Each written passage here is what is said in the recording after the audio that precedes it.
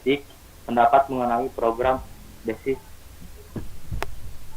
No, kalau kurang berpresentasi lah kalau. Mohon maaf. Dia itu lanjut.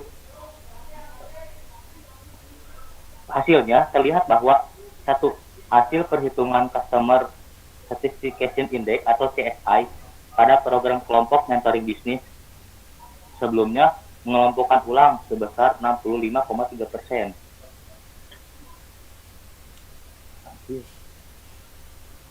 Bejaan salam heula. Mohon maaf. Aduh. Ya. Tunggu. Nah, lanjut. Beberapa komentar ini, saran yang diberikan menteri adalah diharapkan pembagian mentor sesuai passion dari menti. Kedua, program KMB Grup Basic yang dilaksanakan di UAI ini merupakan model pembelajaran yang mungkin sangat diterapkan pada seluruh peserta KMB. Nah, karena yang diajarkan merupakan prinsip-prinsip dasar. Sebelum mengelompokkan, mungkin sebaiknya ada wawancara kuesioner khusus untuk mengetahui tingkat pemahaman calon menti. Tidak hanya skala usahanya saja. Yaitu, ternyata bagi calon menti yang baru atau ingin memulai awam lagi. Ya, ini. Mungkin perlu juga ada materi pendahuluan khusus. Yaitu contohnya motivasi dan bisnis, materi bisa diterima dengan efektif, tidak banyak ketidakmengertian dalam istilah solusi dan tepat sasaran. Nah, mungkin ini yang keempat ya, mengevaluasi program survei kepuasan.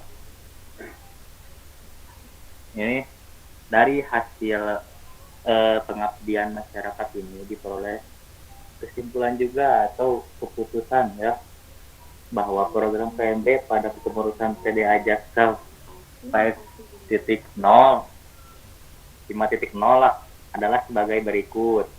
Satu, telah dilakukan perbaikan program PMB dengan mengacu pada konsep training atau pelatihan yang efektif yang berfokus pada regrouping peserta KMB sesuai dengan level bisnis serta telah dikembangkan pula kurikulum unit KWU kewirausahaan pada program PMB TDA Jaksel.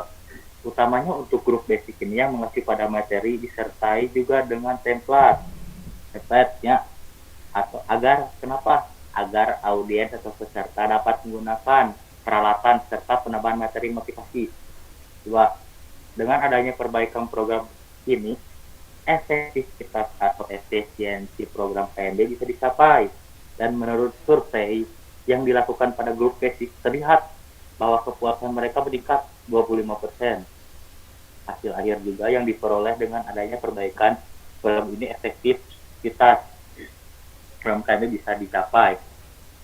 Nah, mungkin ada sedikit cara, diharapkan juga ya kelompok lain bisa menggunakan konsep perbaikan ini dengan misalnya pendekatan dengan melihat kebutuhan masing-masing kelompok atau level. Selain itu, evaluasi kedepannya bisa dilakukan pada hasil program KMB ini. Tidak juga hanya sekedar ya mengukur kepuasan saja. Mungkin sekian dari saya. Selanjutnya dilontarkan oleh moderator. Silakan, terima kasih.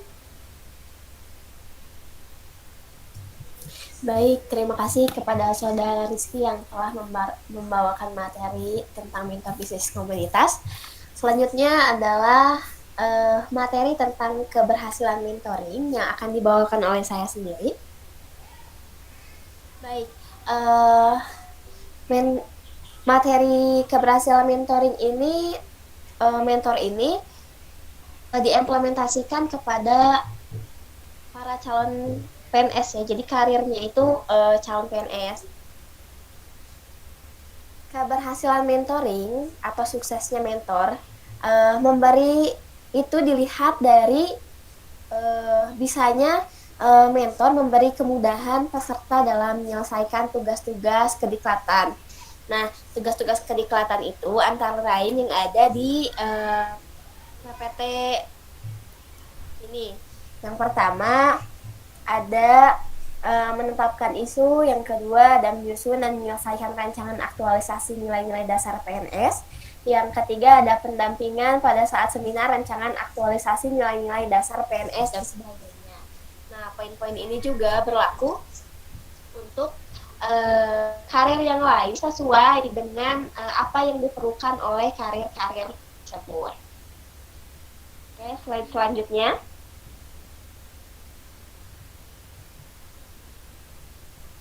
Slide selanjutnya. Oke, terima kasih. Nah, ini baik.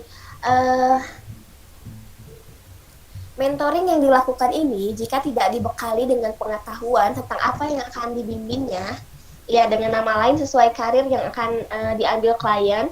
Kalau misalnya mentornya nggak tahu kliennya itu mau ngambil apa, maka mentoringnya tidak akan berhasil. Nah, berikut ada alternatif yang dapat disarankan sehingga mentor dapat melakukan kegiatan mentoring dengan berhasil. Nah, yang pertama ada sosialisasi peran mentor. Nah, sosialisasi peran mentor ini dimaksudkan agar para mentor mengetahui fungsinya sebagai mentor, kedudukannya sebagai mentor, dan kewajibannya sebagai mentor. Sehingga dalam melakukan mentoring, mewujudkan sosok pendamping dan pembimbing yang dapat memberikan kemudahan bagi peserta untuk mencapai tujuan dan sasaran pembelajaran. Yang kedua, ada workshop peningkatan kompetensi mentor.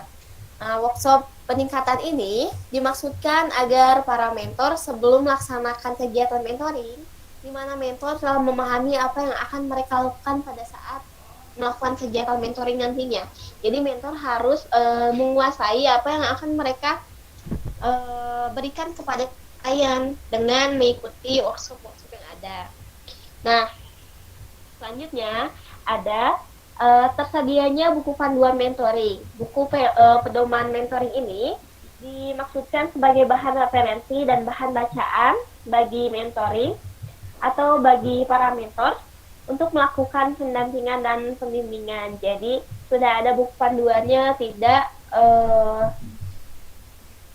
kemauan dari pribadi mentor tersebut, tapi ada buku panduan khususnya. Sekian yang bisa saya sampaikan dan materi yang bisa kami sampaikan. Untuk itu kami akan buka sesi tanya jawab karena waktunya masih cukup lama.